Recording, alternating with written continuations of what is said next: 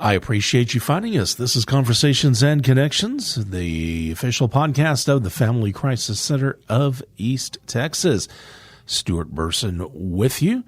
A few announcements before we get the show underway. Our guest for the Passion for Purple luncheon on Thursday, October the 8th, has been announced. That's going to be Melissa Doan Hill, and she is billed as a Sir Thriver of domestic violence. If you'd like to know more about her, look at our Facebook page or just do a Google search on Melissa Doan. That's Melissa, Dohne -Hill.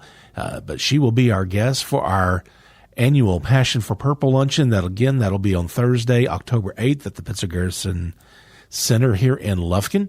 Also want to remind you, on October the 17th is Thrift Store Appreciation Day. We're going to have some fun things lined up at both of our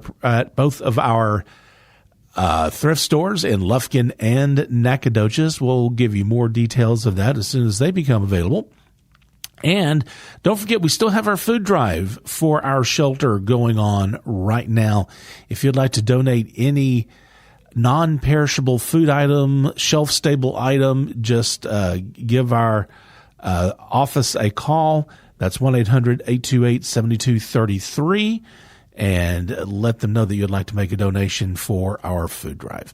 My guest today is no stranger to the podcast. This gentleman has been on the podcast a couple of times before. Gary Roberts with the Brown Family Health Center in Nacogdoches. Gary does a lot of things through the Brown Family Health Center and on his own to serve the community, a very dedicated community servant. And just going to let you know, give you a heads up on this podcast today, we are going to be talking a lot about STDs, which is something that the Brown Family Health Center kind of specializes in, is treating STDs, although they are a all-around clinic. But just kind of let you know, we're not going to be getting into any gory details, but we are going to be talking about some things to do with sexually transmitted diseases. So I just kind of wanted to give you a heads up on that. So let's get ready for our conversation with Gary Roberts with the Brown Family Health Center.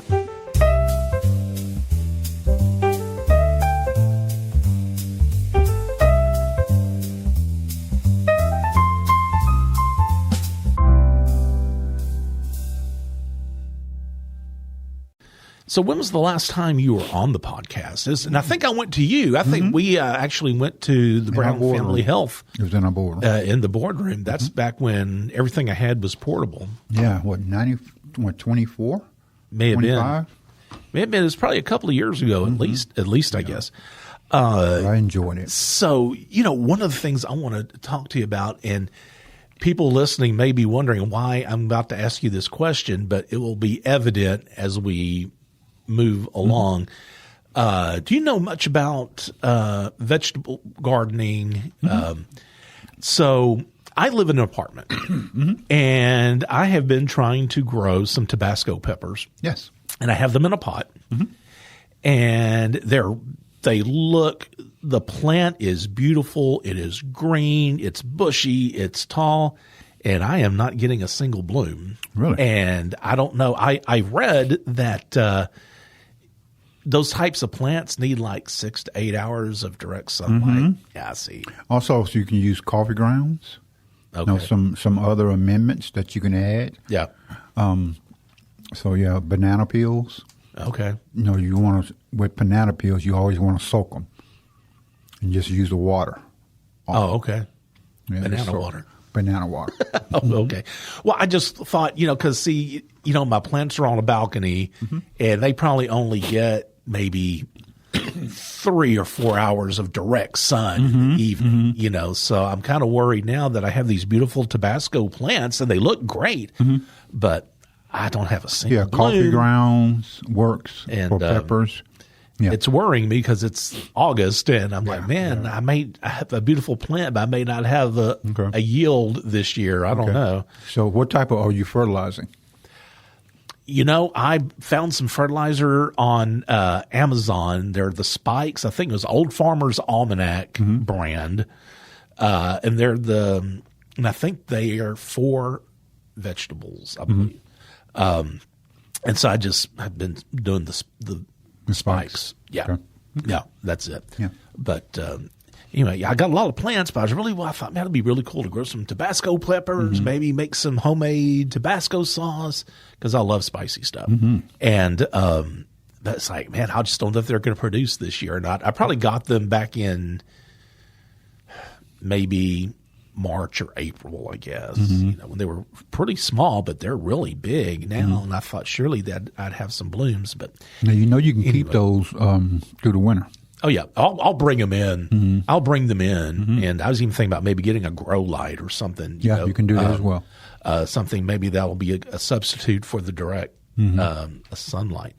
So Gary, you are involved in so many different things. Yes. Well, work related and not, and we can talk about so many things. I think, starting a conversation with you, it can go off in any direction. Yes, it can.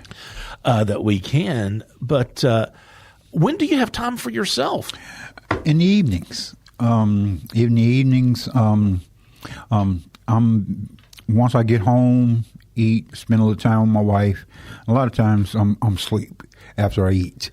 So I'm knocked out. But then I'm moving around about 9, 10 o'clock. And like this morning, I didn't get up till I didn't get into bed till almost 1:30 in the morning because I'm writing this book. Oh, my God. Okay. Man, I get nervous. If it starts getting 10:30, I feel like I have to go to bed. Oh, no. My best hours of creating are between 10 and 12 at night. Well, more power to you. We'll talk about that. What kind of book are you writing? It's a nonfiction book. It's called Senseless. People who have been senselessly killed, white on black, black on white, brown on brown, black on black. Just people who have been senselessly killed since the 1900s, early 1900s. Okay, that's an interesting. Yeah, it is. It has been an emotional roller coaster for me. Have you written anything before? Is this your first time? No, this is my first time. Okay. I've been told that it has the potential of becoming a bestseller. I don't know. I've never written my first time, so I'm just eager to get it done. I've drawn a series of drawings, and this had just kind of catapulted from that. Yeah. So, yeah. Okay, cool.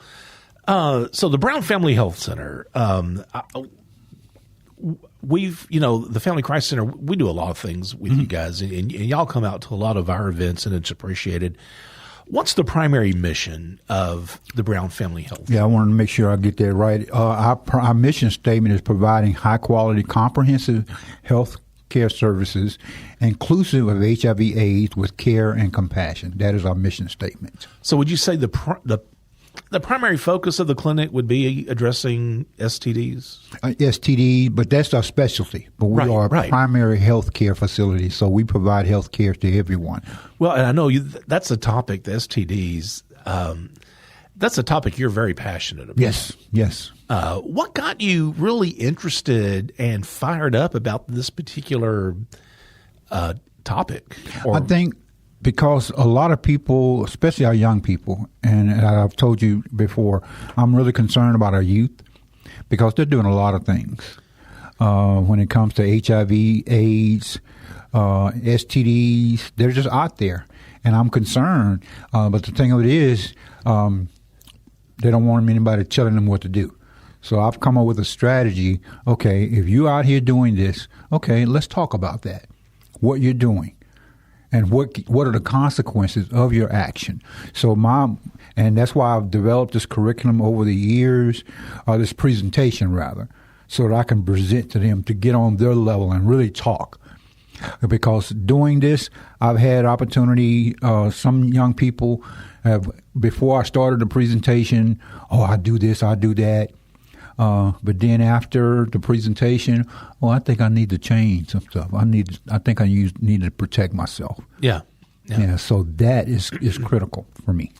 So when you think about going out into the public and addressing the issue of STDs, safe sex, things like that, who's your primary audience? Is it teens? Is it young adults? Is it college students? Who are you really trying to focus your efforts on? I speak to from teens all the way up to seniors. I want to cover the whole gamut because with teens, They're just starting out. I mean, I tell them all the time, you're not ready for sex. Your mind is not there. You don't comprehend the risk, the consequences of what's going on sexually. But then you have, and all the way up to seniors. Excuse me. Because with seniors, they feel like, well, I can't get pregnant, so why have to use a condom? That's the only thing you got to worry about. Yeah, that's the only thing I got to worry about. Right? Yeah, but there's so much out there. Well, and I've heard that a lot of times STDs are a problem in the retirement community. Yes, they are. The nursing homes. Yes. And things like that. You would never even. Exactly. You would never have even thought about. There you go. There you go. Seniors are getting their freak on. Yeah. You heard it here first. There you go.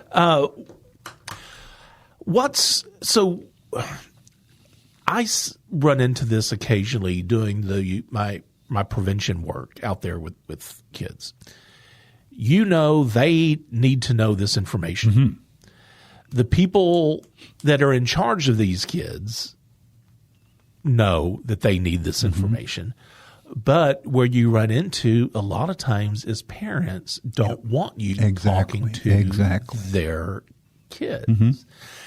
And that's an issue that I won't say I run into it just a whole lot, but it does happen where, you have a parent, well, I think this needs to be taught at home. Yes. Well, you know what? That's great. Yes. But who's doing it? Yes. And that's the dilemma I have too. People out here, especially, and we get the same thing when it comes to talking with youth. I have to get parental consent forms, and which is fine. But the information has to be shared. Yeah. And the parents are the first line of defense when it comes to talking with their kids about sex. Well, and I hate to say, and I don't mean anything bad with what I'm about to say, but I have so many parents that will say, well, my little Johnny would never do that. Okay, yeah, they know better. They would never do that. Well, let me tell you something. You get little Johnny away from home, and I'm thinking specifically college. Yes. You get Johnny away from home, away from mom and dad. He's out on his own for the first time. He's with his peers where they can do whatever they want to do. Yes. There's no one telling them you got to be home at a certain time. You got to do this. Come on, people. You got to be real. Yes, you got to be real. This is reality. Even teens. I'm not even talking about not even kids in colleges, but just your teens. Mm-hmm. I mean, think back when you were 15, 16 years old. What were you wanting to do? Exactly. And you can't be telling me that, I knew what I shouldn't be doing, but I also, my body was telling me what I wanted to do. There you go. And I think you have to be real and address these issues. Yes. Just like whenever I do prevention work, I don't tell these kids, go have all the sex you want as long as you get consent. Mm-hmm. But you have to be mindful of what a kid is going to try to do. Exactly. And you need to arm them with the right information. The right information. And that's critical. Arming them with the right information so that they can make better informed decisions when it comes to their sexual health. Yeah. I know in a lot of this is fresh on my mind because we literally just got through with our serve meeting and we came in across the hall to record this. I want to talk about AIDS for a minute. Mm-hmm. And, a lot of progress I think has been made over the years in AIDS research and treatment and prevention efforts and ways to prevent it. Because it's like you said, I remember back in the late 80s, early 90s, I was in college. Mm-hmm. And AIDS was such a scary thing. I mean, and if you got it, you said it perfectly in the meeting earlier, it was a death sentence. It was a death sentence, yes. And now I think, and correct me if I'm wrong, I think it's becoming more manageable. Mm-hmm. Strides have been made in treatment, like medication, I said, and everything. Yes. But I'm wondering, since it's not the death sentence that it may have used to be, do you think some people are becoming complacent to where they're almost thinking, it's not as big of a deal as it used to be, and maybe are people letting their guards down? Yes, I believe they are, because the thing of it is, once you get this disease, yes, even though it is manageable, but it will affect your whole life, even with your partners. You have to tell them, at least give them an opportunity to say whether I want to be sexually active with you since you have HIV. So give them the opportunity. Are you willing to do that? So you got a lot of people out here just going around and spreading it, even though they know they have it. And the thing of it is, there are more people walking around with HIV and don't even know they have it. Yeah. And so that's scary. Well, it's like you were saying earlier, too. You can carry that virus around and it may not manifest 10 symptoms. years. Yes. Or I've heard of people are just carriers. Yes. They may never actually develop the disease, but they're carrying. No, once they get it, it will manifest itself over time. Okay. HIV is the virus that causes AIDS. With HIV, there are no symptoms in the beginning. Yep. Like I stated earlier, symptoms may not show up to 7 to 10 years out. And just think, you have full-blown AIDS then when symptoms start. Yeah. And that's the critical point. People don't understand, well, you don't look like you have anything, or he don't look like, but you just don't know. The most important thing it is that people need to understand, you need to be tested. Yeah. You get tested. If you or before you get involved with someone, just get an HIV test if you can test together. And I know, I understand that it's got to be a scary thing, to get tested because you don't know. But man, you just think of the consequences if you don't get tested. Yes. Right? Yes. So besides AIDS, what do you see most? What's the most prevalent STD here in East Texas? Well, the most prevalent is chlamydia, gonorrhea. We see a lot of, and syphilis. We've had syphilis blitz in our area. Syphilis is a spirochete bacteria that literally bores its way into your skin. And so we see a lot of that. So the main thing is just people just protecting themselves. If you're having unprotected sex, you're putting yourself at risk for a whole range of STDs that are out here. Yeah. There's a supernova gonorrhea going around, and it's resistant to a lot of medication. So you just don't know. So the most important thing that individuals can do is just protect themselves when they're sexually active, using condoms, or just abstain. Especially, we always try to do that with youth. Abstinence. We push it hard. Abstinence. You're not ready for sex. So just slow your roll. Take your time. And so, because it's a lot of stuff out here. Well, and I think there's a lot of young people today, too. They're maturing a lot faster than we did. Yes, they are. Yeah. Oh, yes. Just their experiences and what have you. Even in my line of work, when we talk about sexting, it's not just a high school thing. It's happening at the middle schools. Yes. I have heard of incidents of sexting at the elementary school level. Gary, when I was in 5th grade, I didn't know anything. No, we didn't. We didn't. But because of society. And all the things that are going on in our society with cell phones and social media and all these platforms that are out there, the information is out. Yeah. And they have easy access to pornography, all these different things that can create, or it can create something in their brain. Right. So it's out here. Yeah. Well, I remember when I was a kid, and I don't want to get – I always tell everybody it's my goal whenever I submit my podcast for upload, I don't have to put the adults only tag on it.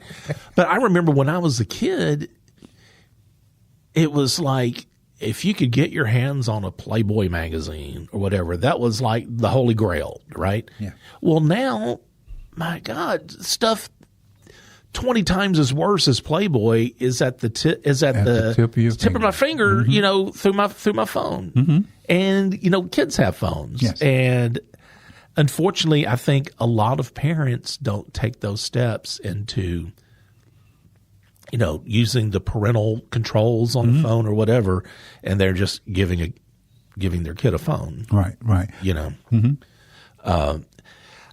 It's always kind of a running joke a little bit at the Family Crisis Center. When we do an event and you're going to have a table, well, what's Gary going to have at his table this time around? What is he going to have? Oh my gosh, what kind of pictures is he going to have at the table, or what kind of demonstrations is he going to have?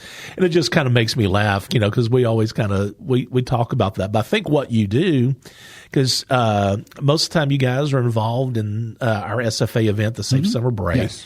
And I've seen you at other events, and again, without going into too much detail, you got to be real with these kids. Yes, you got to show do. them. You can't sugarcoat it. Yeah. So you do have pictures of infections. Yes.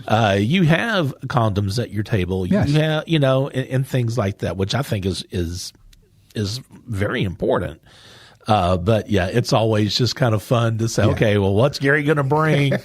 You never know, right? Yeah. So I want to talk to you also, which leads up to the first question that I ever asked you when we started this. I want to talk about the garden you have at the clinic. It's very impressive. You got flowers, you got vegetables. There's a gazebo. What is this garden that you have that you are responsible for at the back of the Brown Family Health Center? Okay, the garden that we have, excuse me, is our Serenity Garden. And this is for everybody. It's for the community. Like you stated, we have flowers, we have vegetables. We just planted our fall harvest of vegetables last week. Okay.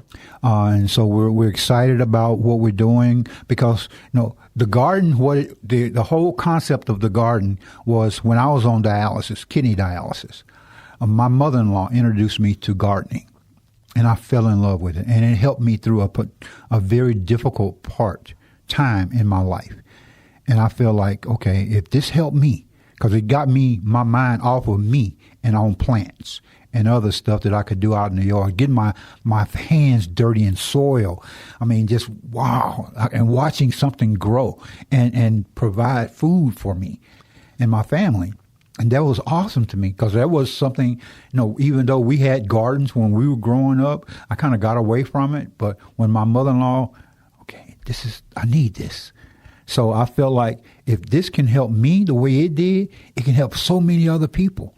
And that's why it has blown up to the point that it is, the scale that it is now. And I'm just excited. Every time I think about it, I get excited about it because, gardening. And we're developing a curriculum, what we call therapeutic gardening. So many of us, we're caught up on our jobs in a room or a desk. But this garden is an opportunity for you to get away from that. Get out in nature. Go out and sit on a bench and watch the birds. Watch squirrels play in the yard.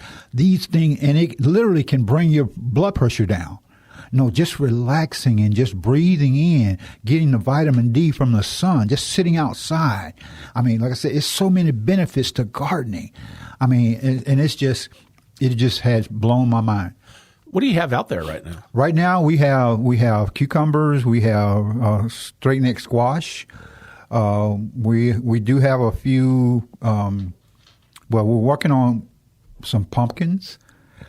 So we got some other things growing. We got some peas.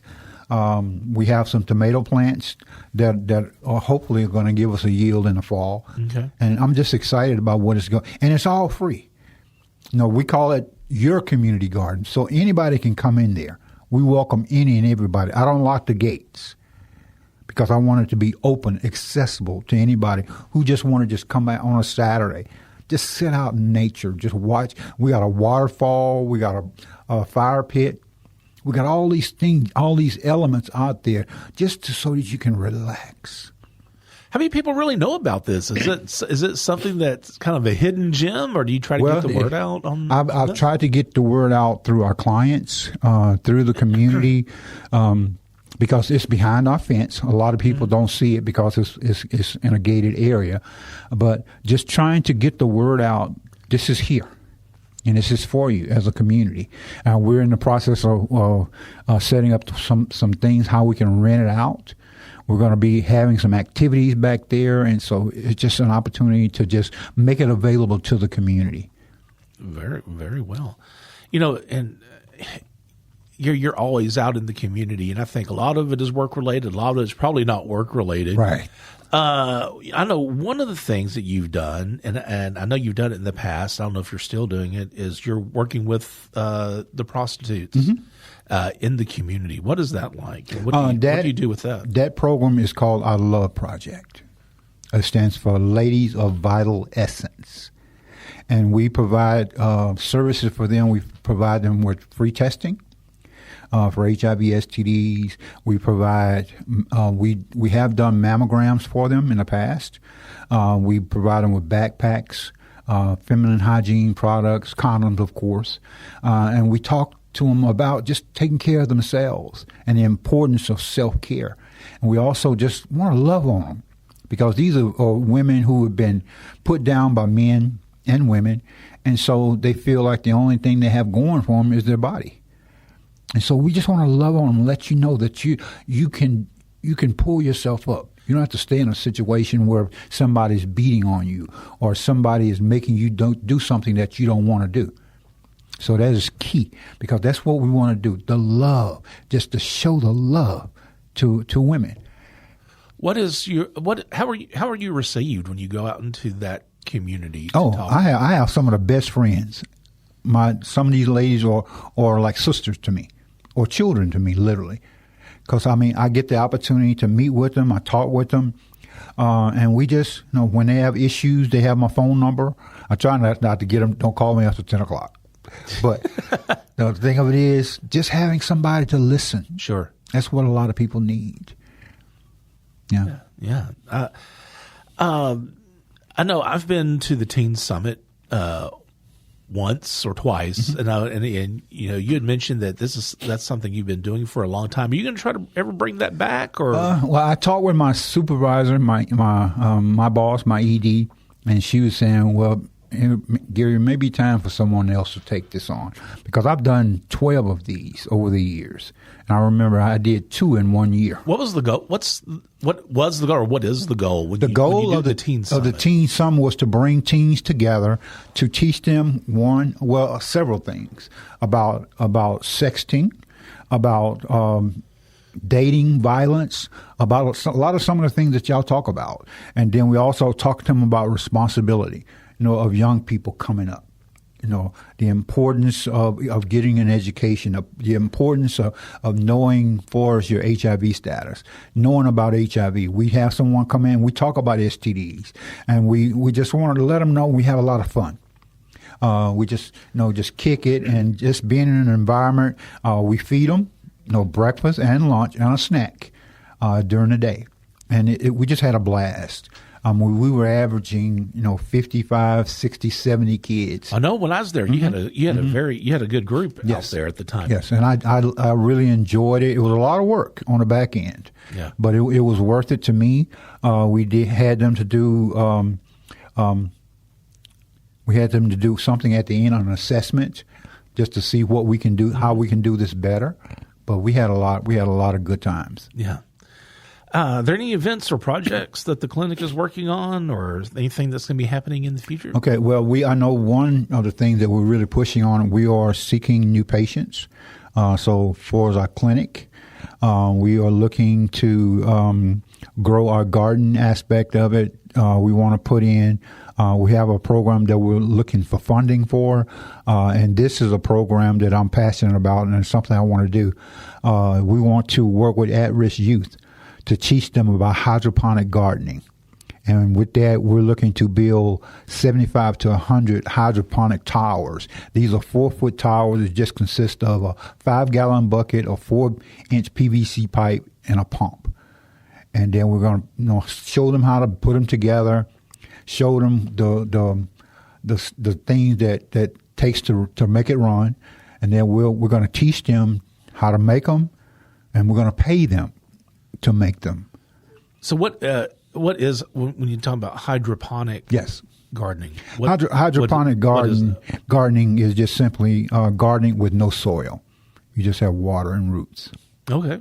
Yeah, and so the pump brings the water up over top, and the water just drains over the roots with some nutritional elements in it.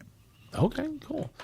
So I know you talked about that you're in the midst of writing a book. Yes. Anything else that you are working on yourself? A lot. Well, I know you did, and I don't, and I've been meaning to ask you how it went. A while back, you were working on the Mass Choir project. That you were doing.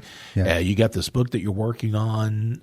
You just have a lot of things. You're talking about retiring soon, yes. possibly. Yes, I'm looking to retire. God bless next year, because this book is going to be part of that retirement. The book is called Senseless. It talks about people who have been senselessly killed over the years since the 1900s, on up to present day.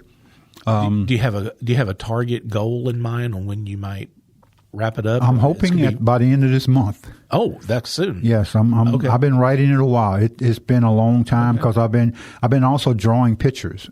I'm a charcoal artist, so I've drawn the pictures that will be a part of the book. Each chapter is about an individual: Trayvon Martin, Breonna Taylor, Selena, Lacey Peterson is in the book. Emmett Till is in the book. Tatiana Jefferson, George Floyd, all these different individuals. Trayvon Martin, individuals who have been senselessly killed. Okay. So, and it's I've been told it has a potential of becoming a bestseller. I don't know what that means, but I'm a first-time writer. So, but whatever door that God allows me to go through, I'm going to go through. What got you started in what got you involved in this type of community work? I mean, have you always been community-minded and just wanting to reach out and help people, or was there something? I know earlier talking about the gardening, you kind of mentioned that you were going through dialysis Yes. at one time. I don't know if that ever has played a part in it, but what planted that seed in you to be a community servant, so to speak? It's just something that just kind of evolved over time, and I fell in love. And it's all about being a servant. When I serve God, I serve humanity. And so that has gotten me, and I get pumped. Every day I go to work because that's an opportunity to witness to somebody. Because you got a lot of people in our society who are going through something. There's three types of people: people who are just going into something, people who are in something, and somebody who's coming out of something. And that's just life. And so just to be able to come along somebody and say, "You can do this. You can do this." Yeah. No, that's what it's all about encouraging each other. And our youth, they're going through so much. One time I was in the role of a youth specialist, and that's what really kind of triggered it, working with youth, for the Nacogdoches Community Coalition back in the 90s. I worked that, and then other things had happened, and now I'm in this mode to where I have an opportunity on my job at Brown Family to really kind of branch out to various areas it's all about serving our community, serving people, especially in the areas of HIV/AIDS, and trying to get people to take better care of themselves for sexual, things, and then also naturals, and then also spiritual stuff. I have that opportunity, that platform. All right. Before we go, I think one important thing we want to mention, the Brown Family Health Center, where are you guys located? We are located at 1407 East Main Street in Nacogdoches, the oldest town in Texas. But you serve more than just Nacogdoches County, though, we cover right? all 12 counties of East Texas. All right. Do you know, and I don't know if you can even speak on this, do you think there's ever any plans to expand the clinic's locations? Do we don't have a location in Angelina County? I think right now, because we cover Deep East Texas, when we have people who are living with HIV/AIDS, they are referred to us. Right now, I do believe we have over 300 people that we are seeing who are HIV positive. And so I think right now there's no need to expand for us offices because we are mobile. Especially our prevention team, we can go to any county. I do a lot of trips to all the various counties for condom distribution. We do a lot of travel to testing areas and jails, and we partner with a lot of community agencies providing that education and testing. All right. Gary, thanks a lot. It's always a pleasure, sir, it's always to talk an to honor. you. Gary Roberts, Brown Family Health Center. Again, Gary, thanks a lot. If you feel like you need the services of the Family Crisis Center, or if you have any questions, you can email us at conversations@fccet.com.